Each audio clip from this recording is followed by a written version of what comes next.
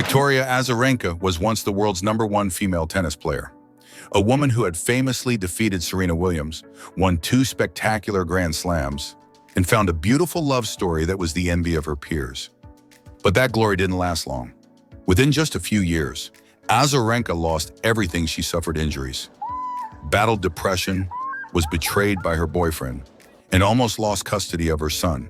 At one point, Azarenka even had to pull out of the US Open because she was not legally allowed to leave the state of California. These consecutive tragedies led many to believe that she had hit rock bottom and there was no way back. And then, at the age of 35, Victoria Azarenka did the unthinkable. She became the oldest woman in history to win a Grand Slam title outright. Today, she lives in luxurious, high-end mansions and drives sleek, expensive supercars, as if her glory had never faded.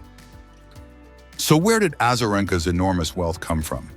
How did she stage such a powerful comeback to reaffirm her place on the world's tennis map? This is more than just a story about tennis.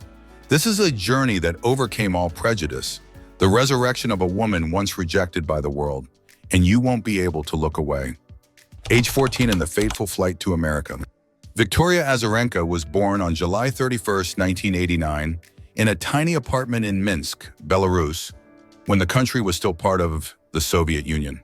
There were no bright stage lights, no fancy schools, and no private coaches from a young age. She grew up amid gray concrete walls and a dry, post-Soviet education system.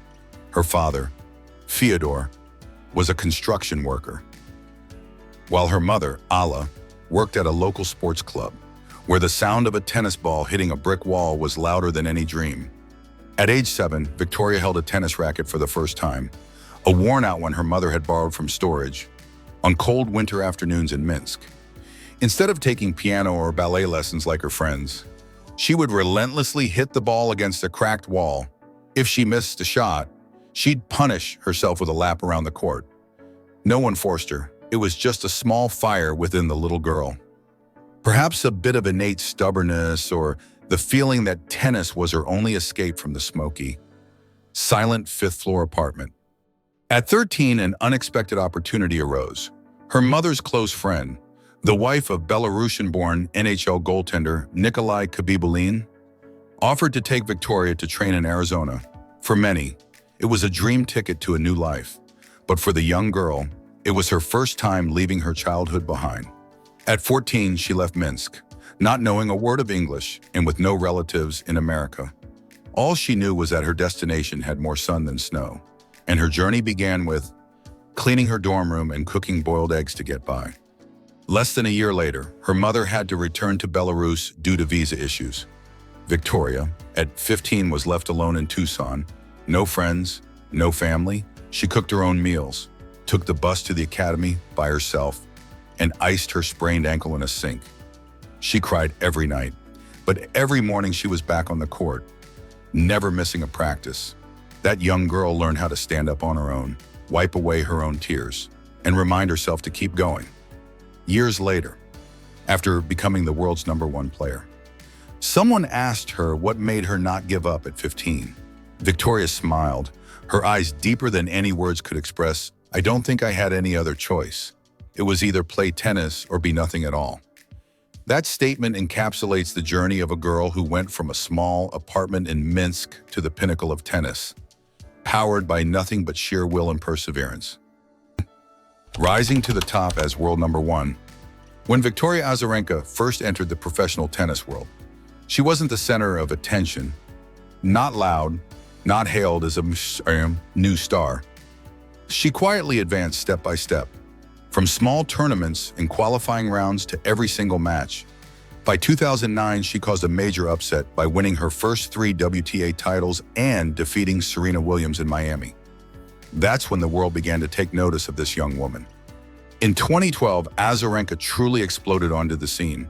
She won her first Grand Slam at the Australian Open, defeating Maria Sharapova in the final in the same month. She ascended to the world #1 ranking that year. She collected 6 titles, maintaining a 26-match winning streak, the longest on the WTA Tour since Justine Henin. She became a hot commodity, the only opponent who made Serena Williams wary throughout the summer. In 2013, she continued her reign by defending her Australian Open title. Although she didn't win another Grand Slam, she remained in the top three and reached the US Open final for two consecutive years, 2012, 2013, facing Serena in high-stakes matches that stretched to tiebreaks. But then a series of continuous injuries to her ankle, back, and even her spirit pulled her from the top. At her lowest point, she virtually disappeared from the tour for 2 years, then unexpectedly announced her pregnancy in 2016. For many, it was the end of her career. But Azarenka didn't give up. She returned. Now a single mother, once the world number one, now forced to play qualifying rounds in smaller tournaments. Then in 2020, she performed a miracle. She reached the US Open final after defeating Serena in an emotional semifinal. A statement from two mothers in sports. Although she lost to Naomi Osaka in the final, no one doubted it anymore. Azarenka was still there, still fighting. In her career, she has won 21 singles titles, 2 Grand Slams, was a 3-time US Open runner-up, and won a mixed doubles Olympic gold and a women's singles bronze at London 2012. She once said that tennis doesn't define her, but looking at her journey, the numbers, and the time she overcame adversity, it's clear that Azarenka has created the image of a modern tennis player, strong, complex, and always coming back, no matter how many times she is knocked down. The impressive wealth of a star with just 2 Grand Slams. When people think of Victoria Azarenka, they often remember her powerful shots, fiery playing style, and emotional outbursts on the court. But there's another, less discussed aspect, her life off the court, where Azarenka displays a different kind of courage, the courage of a wealthy, independent woman living life on her own terms. After nearly 2 decades as a professional player, Azarenka has accumulated an impressive fortune. According to many credible sources, her net worth is estimated to be around $25 million as of early 2025. Over $38 million of that comes from tournament prize money, placing her among the top 5 highest-earning female tennis players in WTA history.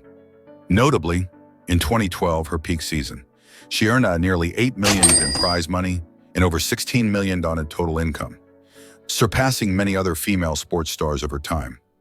Not just relying on her performance, Azarenka has also expanded her income through numerous major endorsement deals. She was the first tennis player to sign with Red Bull, one of the most dynamic sports brands in the world. Additionally, she has a long-term contract with Nike, uses Wilson rackets, and was once the face of Citizen, a watch brand for which she co-designed a limited edition model named after her. Brands like American Express, Insta4X, and 6-Star Pro Nutrition have also been on her list of partners. Not as flashy as Serena or Sharapova, but Azarenka has clearly built a stable and deep brand image for herself, professional, reliable, and with a unique identity. Her wealth is most evident in real estate, an area where she has invested shrewdly. Azarenka's most famous home is in Manhattan Beach, California, one of the most expensive coastal residential areas in the US. In 2015, she bought an old house in the neighborhood, then demolished it and built a brand new, modern 3-story villa spanning over 4,000 square feet, complete with a private elevator, an entertainment basement, a rooftop deck with ocean views, and a full gym. This villa was once listed for $7.5 million and was one of the most valuable assets owned by a female tennis player in the US at the time. Not stopping in California, Azarenka also owns or has invested in properties in Monaco and Florida. These are 3 of the most popular living centers for professional athletes worldwide, and her presence in all 3 proves the global lifestyle she pursues. Unlike many tennis players who like to show off their supercars on social media, Victoria Azarenka rarely posts photos of her cars or luxury items on Instagram, but that doesn't mean she lives a simple life. In fact, those who follow her closely know that Azarenka has a very clear taste in cars, not to make noise, but to express a personal style that is strong, sophisticated, and independent. The car most associated with her daily life is a red Porsche Cayenne GTS. This is a high-performance SUV, sporty yet elegant, powerful but not overly ostentatious. People have seen her driving it to practice, shopping, or picking up her son, Leo, from school. It's not a flashy supercar, but it's a vehicle that a woman like her, a mother and a top-tier athlete, can fully control, both in terms of speed and style. In addition to the Cayenne, Azarenka also appeared in an advertisement for the Porsche Panamera, a sports sedan that blends luxury and power. The fact that she was invited by Porsche to collaborate on this campaign was not just a one-off shoot. It reflects a brand choice Porsche saw in her balance the performance of a competition machine, but outwardly, a modern, neat, and reliable role model. She even appeared in a promotion for the Bentley Mulsanne, one of the most expensive and luxurious sedans in the world. This is no longer a car for athletes, but for those who have become image icons. The Mulsanne doesn't need anyone to race with it, it just needs to be present. And its presence is enough to make a difference. Azarenka in that video was the same, no need to shout, no need for camera flashes. She just steps out of the car, and everyone knows this is a woman with a distinct position. In a more intimate interview, she once appeared inside a Kia Optima, a popular sedan. People saw her laughing comfortably, sitting in the back seat with a sports bag in her hand, chatting with a reporter about her daily schedule. Perhaps it was just a sponsor's car or a temporary vehicle during a tour. But that image also helps portray the person she is, an athlete who can appear in any car and still maintain her own unique composure. The woman was abandoned while she was pregnant. Victoria Azarenka has always been known as a tenacious player on the court, but few know that her journey off the court, especially in love and family life, has been more brutal than any Grand Slam match she's ever played. Off the court, she didn't just fight opponents, but also the legal system, social prejudice, and sometimes the sheer loneliness of a single mother living in a foreign country. Azarenka had a few public relationships, but the most significant and lasting was her relationship with Billy McKeague, a former American hockey player and golf coach. They met in Hawaii while she was on a break from playing due to an injury. Not long after, they began dating, then moved in together, and in December 2016, she gave birth to their first son, Leo Alexander McKeague. For many, that was the most beautiful period of her life. Azarenka posted pictures of her son, withdrew from tournaments, and focused entirely on her role as a mother. She shared that for the first time in her life. Everything had clear meaning. Tennis was no longer the center of her universe, but just a part of a bigger picture where Leo was the reason she became stronger every day. But that happiness didn't last. In July 2017, Azarenka and Billy broke up. No one knows what truly happened, as both remained silent. But what made things spiral out of control was the custody battle, which unfolded not just emotionally but on the legal front. Billy filed for primary custody in California, where they had once lived together. Azarenka wanted to take her son back to Belarus, or at least be able to travel with him for tournaments. The problem was, if she left California without her son, Billy could be granted custody on the grounds that she had abandoned the child. But if she stayed, she would have to miss the 2017 US Open, which is exactly what happened. Azarenka withdrew from the US Open just before the tournament began. In the media, she remained tight-lipped, saying only, "Abasi. At this moment, family is my #1 priority." But those who understood the situation knew she was going through one of the most difficult times of her life. A mother, living alone in the US, unable to compete, unable to leave the state, and facing the possibility of losing custody of her son. This was no longer about tennis. It was a fight for spiritual survival. It took nearly 3 years for the case to be resolved. The court's decision was in Azarenka's favor, allowing her to continue raising Leo and take him with her to tournaments, provided she respected certain travel limitations. Since then, Azarenka has not publicly confirmed any romantic relationships, no pictures holding hands, no love scandals, no subtle hints on social media, in a world where athletes often appear with their partners, spouses, or models. Azarenka has chosen to live quietly. It's just her and Leo. Of course, she had other famous relationships before Billy. The most notable was with Red Foo, the singer from the band LMFAO. They dated from 2012 to 2014. Red Foo would often be in the stands cheering her on at the Australian Open and wasn't shy about sharing that Azarenka was the most interesting woman he had ever met. But that relationship also ended quietly. Before that, She dated Sergei Bubka Jr., the son of the Ukrainian pole vaulting legend.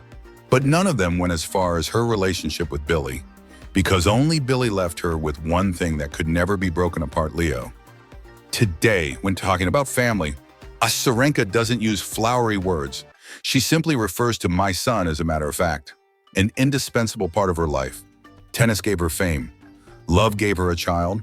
And while love may have failed, that child remains the only motivation strong enough to bring her back to the court, year after year, despite everything the world has tried to impose on her.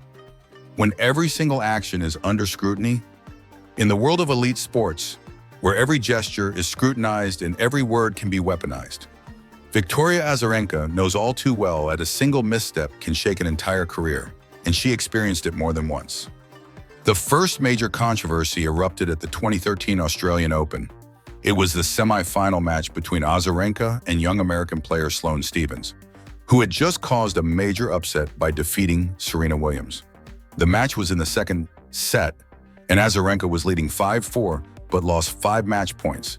Suddenly, she left the court for a medical timeout, and when she returned, Stephens' rhythm was broken, and she lost the next 2 games. Azarenka won the match and advanced to the final, but public opinion wouldn't let it go.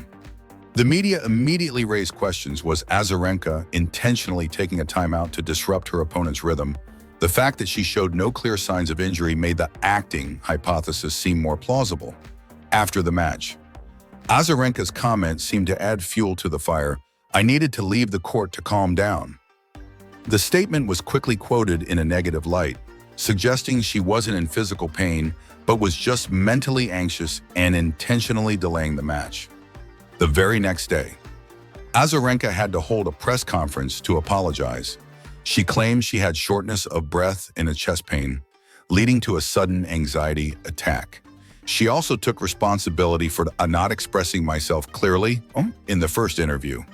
But the media storm had already erupted. ESPN, BBC, and even famous sports writers considered it a stain on her career, despite officials and organizers confirming that the timeout was valid. The scrutiny didn't stop there. After 2013, her career saw more minor controversies due to her cold demeanor and sometimes unpredictable reactions in interviews.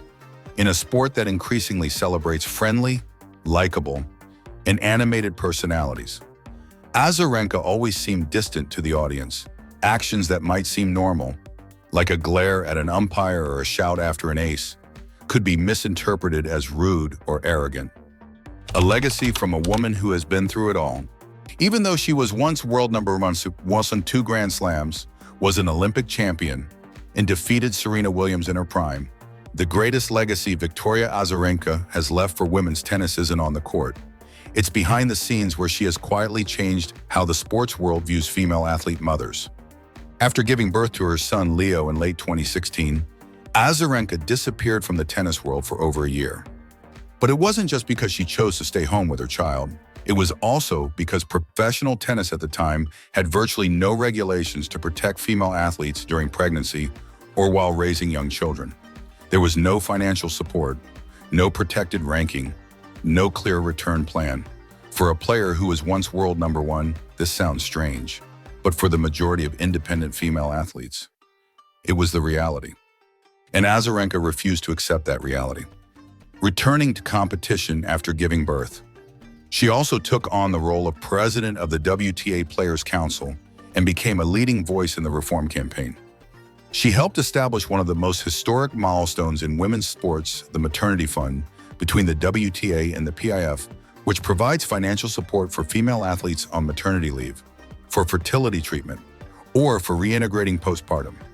It was more than just a policy. It was a symbol that a woman could become a mother without having to give up her dream of competing at the highest level.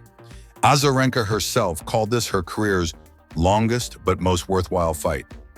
Alongside her policy efforts, Azarenka also engaged in quiet but meaningful social work. In her native Belarus, she once organized a charity match for a children's cancer hospital with Carolyn Wozniacki.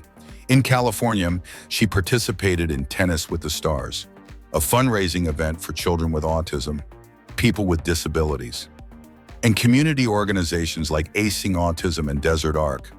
It wasn't loud, there was no media blitz, just her presence, in the right place at the right time, with the necessary warmth.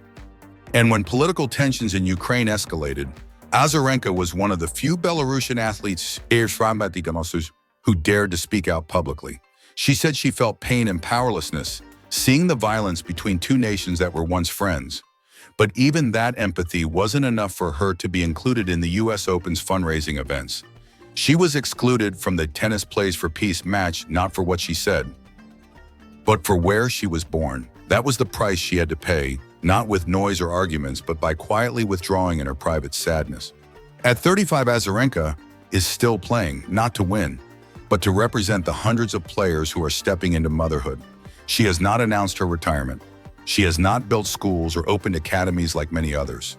But her very presence on the court, in the meeting rooms, in the negotiations between the WTA and sponsors has changed the system. Bit by bit, not because she needed it, but because those who come after her will. People may forget a few of her victories. They may forget she lost the 2020 US Open final to Osaka.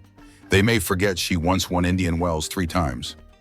But they will remember this: it was Azarenka who first made the phrase athlete mother not a limitation, but a declaration. A model of strength, not in the sound of a victory roar, but in how she helped others gain the right to choose both their career and their family without sacrificing either. A new path still lies ahead. At 35, while most players of her generation have retired to become commentators, academy founders, or simply enjoy life off the court, Victoria Azarenka still quietly appears in the main draws of WTA 1000 tournaments. No longer does she have the blistering backhands or the lightning-fast movement of her prime, but every time she steps onto the court, people still have to look because she is still fighting. Azarenka's future isn't a grand retirement announcement or a televised farewell match. She has never said goodbye, and it seems she doesn't want to. In some recent interviews, when asked about her retirement plans, Azarenka just smiles lightly.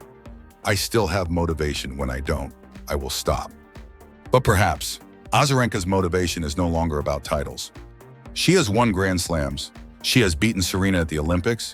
She was the world's #1 player. She has reached those pinnacles, and then she fell, even free fell. It was the time she was absent because of the custody dispute that taught her this. Nothing is forever in tennis except passion. Therefore, her presence on the court now is not to prove she is the best. It's to prove that a single mother can still be a professional tennis player. That a person who was once doubted, criticized, and even excluded from a charity event can still come back with perseverance and kindness.